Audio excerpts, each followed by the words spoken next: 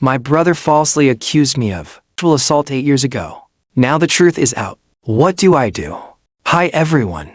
I'm using a throwaway account on Reddit because I need advice on how to handle my current situation and move on. To give you some context, I'm the younger of 2 children. I'll try to recount events chronologically so you have all the facts. Henry, my older brother, was always the golden child. He could do no wrong in our parents' eyes. When he did poorly in school, they'd encourage him and help him improve. Whereas even when I did well, they'd often express disappointment that it wasn't better. He got a new car and a huge party for high school graduation, while I received the equivalent of about $500 and a verbal pat on the back. He wasn't a bad brother, but we mostly kept to ourselves. I didn't complain much, but I felt the need to move out and do my own thing. Over the next few years, I went to different colleges and earned my MBA in 5 years. I managed to find a job back where I grew up. During this time, I only went back for family birthdays and holidays. My brother wasn't the most academically inclined. He barely scraped through high school, dropped out of college, and my parents helped him get back on his feet by setting him up with a small hardware store. I was happy for him, but I had to focus on my own life. I also had a girlfriend, Jenny, who was 22 and from the same city as me. We met in college and moved back home together. She quickly found a job too, and we started focusing on building our lives together. During the 2006 holidays, I took her to meet my family. They were surprisingly kind and welcoming to her, and I felt like they were more affectionate towards me than they had been in the previous 22 years. I noticed my brother looking at her throughout the gathering, but I didn't think much of it. After that, he started coming to my place way too often. We used to see each other every 3 months, but now it was almost daily. I had to set boundaries and tell him he was welcome to visit occasionally, but I didn't want him there every day, especially in the evenings when Jenny and I were trying to relax after work. This led to a huge argument with my parents. He eventually apologized and said he wouldn't bother me anymore. Then he started coming over just once on the weekends, which was manageable. He would try to talk to Jenny, but it never went beyond small talk, which was also fine. Things continued like this for a while, and then in 2009, I proposed to her and told our families. My parents were happy for me, but my brother just shook my hand and left the small party I had organized. I didn't see him again for about 2 weeks. We got married in 2010. Around that time, I noticed my brother had brought a +1, who he introduced as someone he was dating. I'll call her Kate for this story. I thought he was finally moving on from whatever feelings he had for Jenny and focusing on his own life. They moved quickly and got married in 2011, about 9 months later. Our marriage was going well, and we had our first child, Alice, in 2011, followed by Sarah in 2013. But my brother's marriage didn't go as planned, and they separated in 2012. A few weeks after the divorce was finalized, Kate messaged me saying that Henry had been obsessed with Jenny, and that was the main reason for their breakup. I told her I was sorry to hear that and wished her all the best. Jenny told me that Kate had always been a bit cold and distant towards her from the start. I chose to talk to my brother about it in front of the rest of my family, asking him why his obsession with my wife was ruining his life. He wasn't expecting me to bring it up, so he lied about everything. We had a huge fight, and I eventually forgave my brother and told him he wasn't welcome at my place anymore. Jenny and my parents talked to me and helped me understand that he was still family. So I chose to make peace with everyone. He then seemed to genuinely be trying to do better, so we moved on with our lives. In 2015, I remember the day as clearly as if it were yesterday.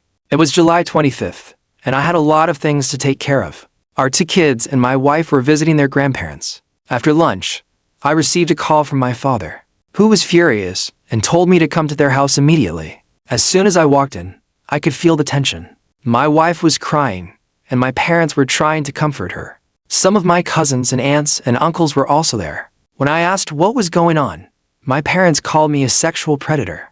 I was shocked and confused. They said I had sexually assaulted a girl at a party a few weeks prior, and then told her not to tell anyone, or there would be consequences. Amanda and I had been friends for a while. We went to high school together, and she was part of a larger group of friends I occasionally hung out with. According to her, I had followed her to her car after a party at a club and assaulted her there. She showed my wife what she claimed were screenshots of text conversations, and told her the whole story. My father hit me hard, and both my parents told me they didn't want to see my face again. Jenny was furious and said we were over.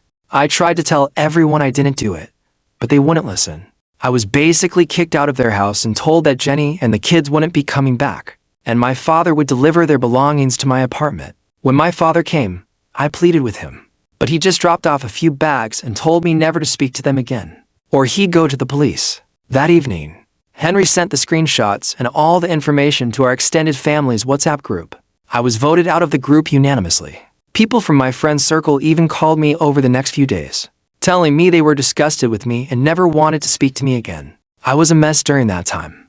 I couldn't eat, sleep, or even function at work. Even my boss had heard the rumors, and there was nothing he could do until he saw the police take action against me. He told me that to keep my record clean, I should leave the company myself, and he would make sure I wouldn't even have to serve my notice period.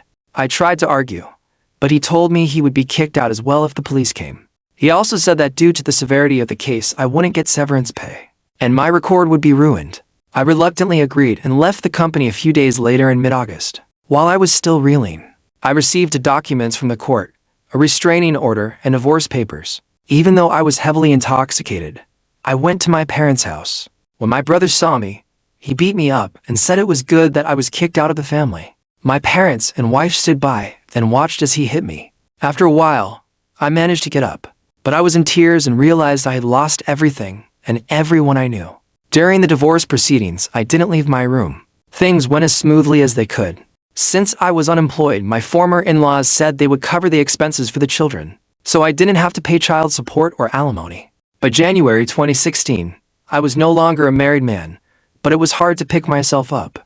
During this time, I also thought about talking to Amanda, but the more I thought about it, the more I felt it would make my situation worse because of the pro-female laws in my country. It would only take one call for me to be sentenced to 5 or 6 years in prison. In February 2016, I was in a serious accident that landed me in the hospital for 5 weeks. The staff told me they called my emergency contact, which was still Jenny at the time, but she hung up, and no one came. After recovering, I realized I had spent a lot of money and needed to get back on my feet and at least have a roof over my head. But I realized there was nothing for me there, so I sold all my furniture, paid off the remaining rent, and chose to start over somewhere else. I moved to a city 2 hours away and tried to find a job for a while, but I couldn't. I was also drinking way too much, and I often had suicidal thoughts. I would wake up in cold sweats almost every time I had a nightmare. This went on for months, and then I ran into an old college friend named James. Back then, he was a quiet kid and didn't talk to many people. It was strange seeing him again after so many years because he recognized me from the crowd and called out my name. We said hello and talked for a while about what we had been up to. I told him I continued my job search in this new city. He told me he had just quit his job and was starting his own management consultant firm. He then invited me for drinks later that evening, where we talked a lot about our careers, and he offered me a job working with him, as he needed some smart people. At the time, I figured I needed to keep busy to keep my mind off things, so I agreed. But I told him I wanted to meet and talk with him and his team before we moved forward. 2 days later, he introduced me to another guy named Derek and said it was just the 3 of us for now. I shook Derek's hand and told them I had something to get off my chest before I went any further. I then told them everything that had happened to me during that time and how I had been ostracized and divorced because of it, even crying during the story. James and Derek told me they were sorry to hear that, but they also said it wouldn't be a problem if I didn't have a criminal record. I told them the police had never even come to my door, which made them happy. James did say he would have someone do a thorough background check just to be safe, which I understood and agreed to. During that time, I rented a rundown place to save money. I patiently waited for 2 weeks, but I was also looking for other jobs, just in case things didn't work out. James called me after 2 weeks, and we met up later that day. He told me there was nothing on my record regarding sexual assault, and I was welcome to join the team. After that, I threw myself into work and at Derek's suggestion, started therapy. I also joined a gym and took out a lot of my anger on the punching bag. This helped me go from an average 70 kilograms to a fit 98 kilograms. Derek and I became workout buddies, and since he was about the same age as Henry, I saw him as the brother I never really had. By the end of 2018, I had more control over my life. My coaching career was going well, and I was making a decent living. I found a nice apartment in a good area and rented it. The scars were also starting to heal, and I knew I had to take some steps to move forward. I went to court and legally changed my last name. With his and his parents' permission, I took Derek's last name. They thought I was a good guy and invited me to many of their family events, like Derek's wedding, which was also a way of thanking them. I tried dating a few times, but it never worked out due to my mental health issues. In 2019, I started dating Kim, who is of Korean and Italian descent. She used to work at a coffee shop where I would buy coffee and sometimes sit down to drink it. That's where I met her. We had only been on a few dates, but one time Derek and I were both there, and he saw her constantly looking at me, and he told me I should ask her out. I went over and asked her out for drinks later that evening, but I was a bit nervous. We had a nice date, and she said she'd like to see me again. I knew how these dates would usually end. I'd tell them about my past, and then they'd leave. I didn't blame any of them. But when I took Kim out for lunch the second time, I chose to tell her about my past before things went any further. I did this so she could make an informed decision. She seemed a bit taken aback. I told her I would never do that to anyone, and that I was still working through the effects of it. I also told her that she needed to know what she was getting into before she and I dated any further. A few days later, Kim called me and said she wanted to meet up. We met at the coffee shop where she worked. She told me she trusted me and wanted to give it a try. I was skeptical at the time, and even cried a little, because I couldn't believe my life could even start to get back to normal. We went on a few more dates and had a great time. I felt like I could finally start to heal. I went on my first trip in a long time with her to Europe, and we both had a blast. When the pandemic hit in 2020, we stayed connected through calls and FaceTime. When things started to open up later in the year, she asked if she could move in with me, and I agreed. She had been laid off from the coffee shop and was looking for a job.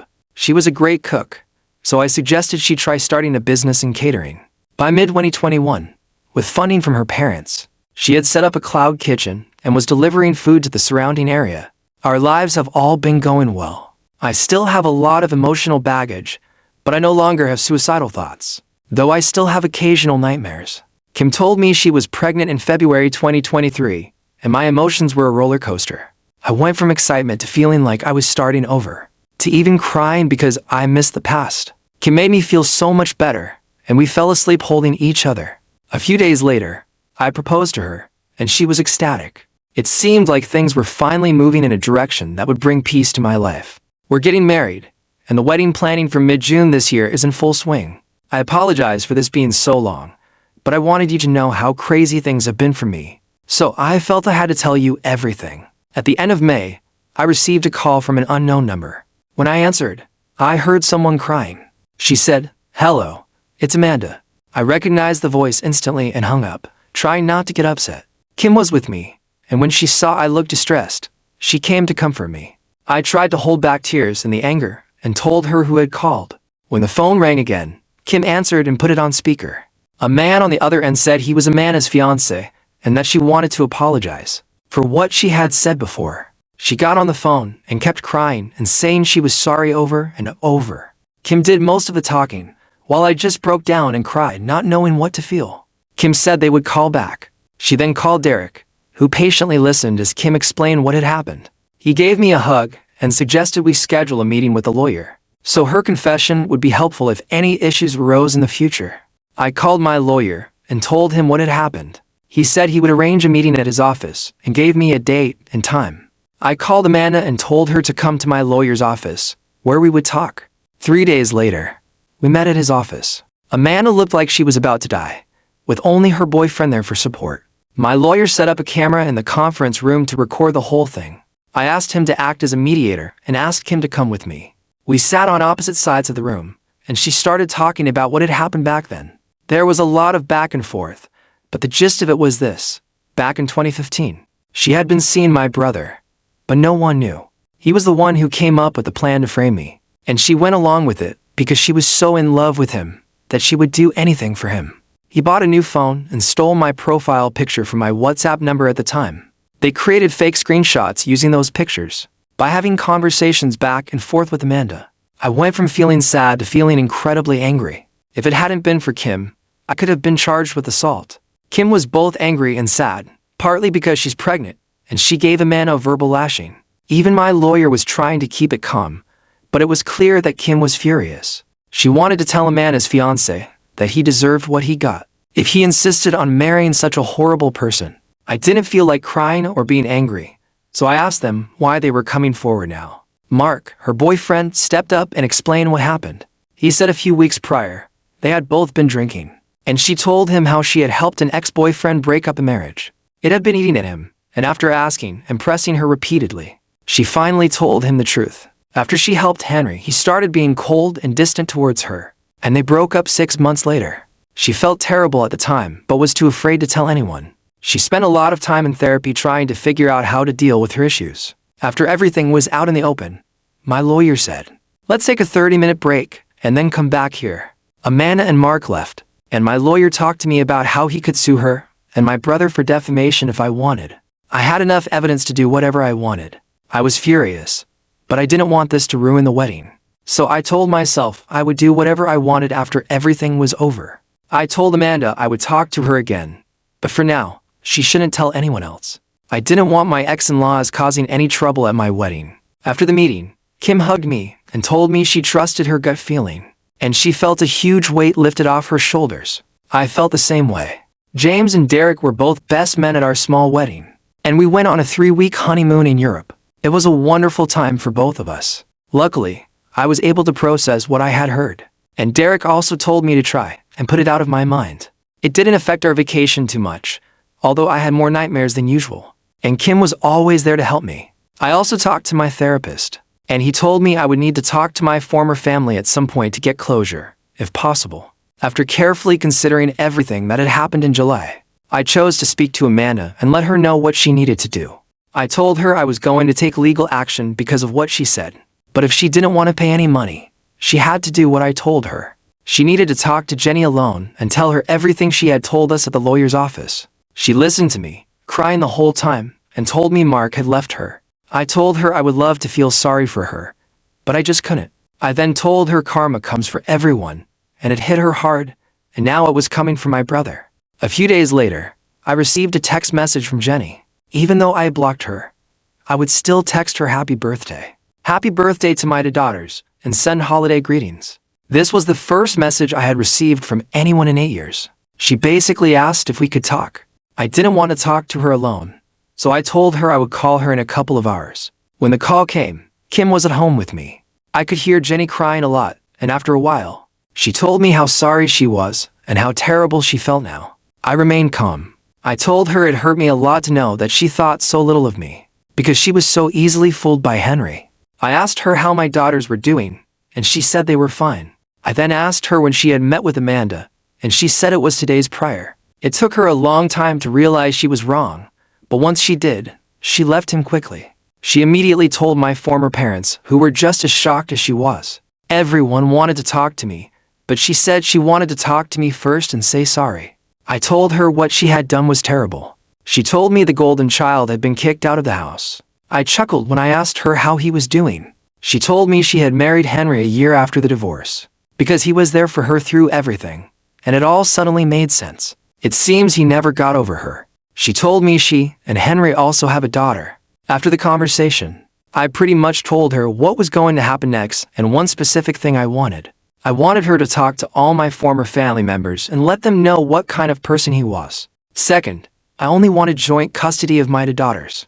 I had no intention of getting back together with her, if that wasn't a requirement for me to have a relationship with them. Third, I would text her with a date and time when I wanted to meet with my former parents. After that, I just hugged Kim. I knew she was pregnant and her emotions were running high, so I kept myself composed. I think she was crying for both of us, and we both fell asleep in bed. The next morning, I woke up to my phone being dead. When I turned it back on and charged it, I saw I had tons of text messages, over 50 missed calls, and lots of text messages. I had also been added back to the family group chat, where everyone was apologizing. Over the next few days, some of my friends started texting me, apologizing for everything that had happened and how quick they were to judge me. I told the family group that I had been a stranger to them in that group since I was kicked out, about 8 years ago, and that I wanted to keep it that way. I also told them not to add me back to the group again, and then left the group. Whether or not I forgive them is up to me and on my timeline, not theirs. Some family members tried to message me, blaming me, saying they weren't happy with how I reacted to them. I told them they had no right to judge me since they were so quick to assume I had done those things, and told them not to contact me unless I reached out first. A few weeks later, I called Jenny and asked her to bring my daughters over for the weekend so I could get to know them better. Kim, being as bold and stubborn as she is, said she wanted to meet her stepdaughters too. We argued about it a lot, with me mostly telling her to take care of herself because she was pregnant. But her Asian stubbornness is strong, so I gave in. We met at a park. Jenny looked a little disheveled, but she seemed to have made an effort to dress up. There, I saw Alice and Sarah for the first time in 8 years. They had changed so much, and my only memories of them were on my phone, since I had cut myself off from social media and everything else. Jenny walked over crying and tried to hug me, but I put my hands up to stop her. I then introduced Kim as my wife, and she started crying uncontrollably in the park. Kim went over and comforted her, and we sat down nearby. I pulled my daughters close, calling out to them. My daughters had only recently learned about my existence, and they were very confused because they had only known Henry as their father. Seeing me suddenly was a lot for them to take in, and they cried and talked a lot. By the end of the day, we had all shared what had been going on in our lives. She told me she had married Henry a year after the divorce because he was there for her through everything in the beginning.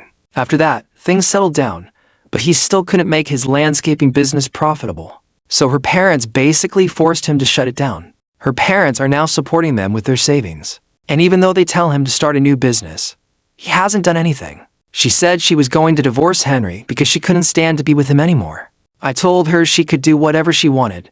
It wouldn't affect me. I told her a few things that were going to happen. Basically, I wanted Alice and Sarah to attend family therapy with me in the future so we could all heal. They were taken away from their biological father, and now it was time to do things right. I wanted to be a part of their lives. I also wanted them to spend weekends with me and Kim. But I told her that would have to wait a little while because Kim and I were having a baby soon, and I wanted to focus all my attention on that. The last thing she told me was that my parents wanted to talk to me. I told her she was wrong. They weren't my parents. I still had the disavowalment letter they sent me along with the divorce papers, and I had nothing to do with them. But both she and Kim said it would help me get closure with them. So I agreed and told her I would let her know when and where I wanted to meet them. I booked her a room at a hotel and told her I wanted her to stay overnight in the city because it was a Sunday, and I wanted to spend more time with my daughters. We spent Sunday together again, but this time I took them sightseeing and showed them around the city. We all had a great time. Before they left, they both gave me big hugs, and I told them I would see them next week. I told her she didn't have to drive the girls to family therapy because I would take care of it. My therapist gave me a good referral in the city, and we had a good initial meeting. However, she made it clear that they would need to know what my former brother did sooner or later, and I told her they would. She suggested I write things down here and get some outside perspective on my situation. I can confidently say that if it weren't for these pushes, I might not be where I am today, which is why I allowed you access to this site. What should I do next? I will talk to my former parents at some point, and even though I call them former parents, I still care about them. I'm not sure if that makes sense. How should I handle Henry? I don't think I ever want to see his face again, but I'm not sure if I should pursue legal action against him and sue him for defamation, even though I know he has a daughter with my ex-wife, and anything I do to him could affect her. I will try my best to answer any questions you may have. And with that, the story comes to a close. If you enjoyed this narrative, please consider giving it a like and subscribing for more content.